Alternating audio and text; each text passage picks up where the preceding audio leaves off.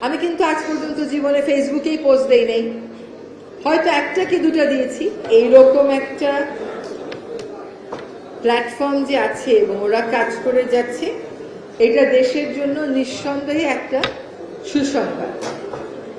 আপনারা একটা জিনিস খেয়াল করেছেন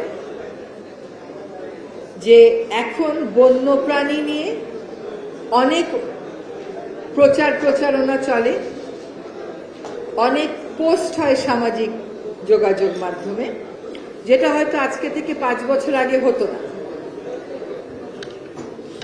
এখানে দুই রকমের পোস্টই আসে। এক রকমের পোস্ট হচ্ছে মেছো বিড়াল উদ্ধার করে একটু সুস্থ করে ছেড়ে দেওয়া হচ্ছে, বনরুই একটা উদ্ধার করে ওইটাকে যত্ন করে ছেড়ে দেওয়া হচ্ছে এবং মনিটর করা হচ্ছে যে সে কি করে। হাতির শাবক উদ্ধার করে ছেড়ে দেওয়া হচ্ছে, সাপ পেলে গ্রামবাসী বন বিভাগকে জানাচ্ছে, বন বিভাগ গিয়ে উদ্ধার করছে। আবার আরেক রকমের খবর হয় যে সাফারি পার্ক থেকে লেমন নেই। এটা ভাবা যায় যে একটা বন বিড়ালকে ধরে খাঁচায় ভরে ওর গায়ের মধ্যে আগুন দিয়ে পুড়িয়ে দেবে? এটা কোনোভাবে ভাবা যায়?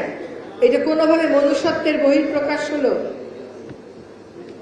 এই দুই ধরনের খবরই এখন আসছে। তার একটা লক্ষণ হচ্ছে যে মানুষ এখন বন্যপ্রাণী রক্ষায় আগের চাইতে সচেতন এবং তৎপর। এটারও আরেকটা বড় কারণ হচ্ছে যে ইয়াং জেনারেশন এগিয়ে এসছে, তরুণ প্রজন্ম এগিয়ে এসছে। আমরা যখন বড় হয়েছি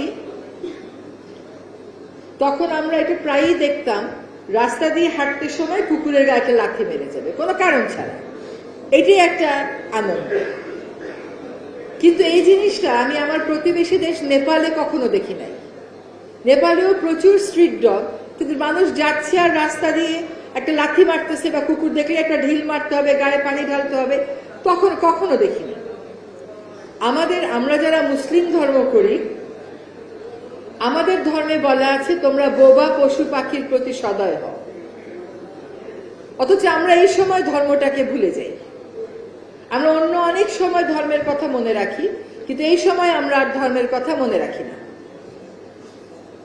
জীবে প্রেম করে যেজন সেজন সেবিছে ঈশ্বর, এটাও বলা আছে।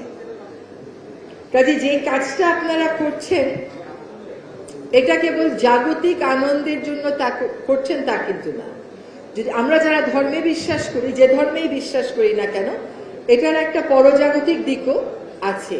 কাজে এই দায়িত্বটা আসলে একটা পবিত্র দায়িত্ব।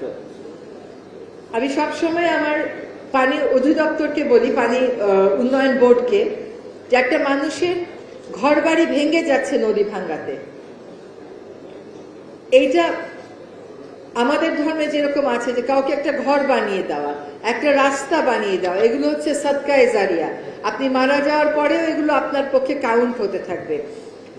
আমি ধর্মের ব্যাখ্যা দিচ্ছি না, কিন্তু চিন্তা করেন আমরা যে বন্যা নিয়ন্ত্রণের জন্য বাঁধগুলো করি, সেগুলো কিন্তু রাস্তা হিসেবেই মানুষ যুগের পর যুগ ব্যবহার করে।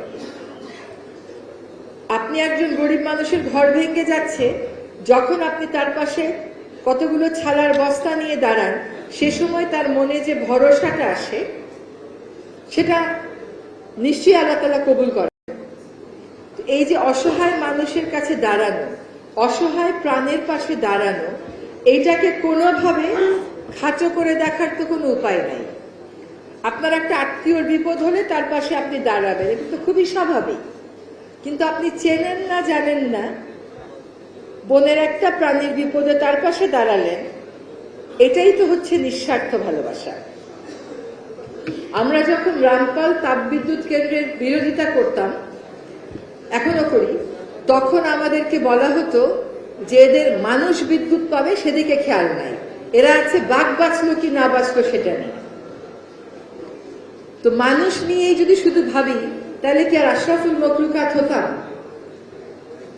মানুষের উপর তো মানুষ ছাড়া অন্য প্রাণীর দায়িত্ব অর্পিত আছে, আছে না? সেজন্যই তো আমরা আশরাফুল মখলুকাত। আসলে এই যে বাঘ বাঁচাবার জন্য আমাদের চেষ্টা, এখানে তো কোনো স্বার্থ নেই। বাঘ মরে গেলে তার জমি জমা আমি পাবো না, কিন্তু আমার অন্য আত্মীয় স্বজন মরে গেলে আমি তার জমি জমা পাবো, তার সাথে আমার কোনো না কোনো স্বার্থের সম্পর্ক আছে। কিন্তু এখানে তো আমার কোনো স্বার্থের সম্পর্ক নেই। কাজে এই ভালোবাসাটাকে কেমন করে আমরা ছোট করে দেখতে পারি? এখন নতুন প্রজন্ম এগিয়ে এসছে, এটাই হচ্ছে আমার জন্য সবচেয়ে বড় জায়গা। নতুন প্রজন্মের যারা বন্যপ্রাণী নিয়ে কাজ করেন, আপনাদের মধ্যে যেন একটা পজিটিভ কম্পিটিশন হয়, কোনো যেন নেগেটিভ কম্পিটিশন না হয়। ওর নাম আগে ফেসবুকে চলে আসলো, ওর নাম পরে ফেসবুকে চলে আসলো, এটা জরুরি না, এটা একদম জরুরি না। আমি কিন্তু আজ পর্যন্ত জীবনে ফেসবুকেই পোস্ট দেই নেই, হয়তো একটা কি দুটা দিয়েছি। যেমন ধরেন আমার গাড়ির উপর আক্রমণ করেছে বলে একটা খবর এসছে, যেহেতু এখন এই পর্যায়ে আছি, জানাতে হয়েছে যে মানুষকে বিষয়টা ওরকম না। তো পোস্ট দিলেই কাজের প্রচার হয় আর পোস্ট না দিলেই কাজের প্রচার হয় না, এইটা মনে করা ঠিক না। কাজে কে আগে পোস্ট দিল, কে কবে পোস্ট দিল, কার এইটুকুন ভালো কার ওইটুকুন খারাপ, এইটুকু নিয়ে যদি ব্যস্ত হয়ে পড়ে, তাহলে নিঃস্বার্থ ভালোবাসার যে এজেন্ডা নিয়ে নেমেছেন, এটা কিন্তু ঠিক মতন বাস্তবায়িত হবে না।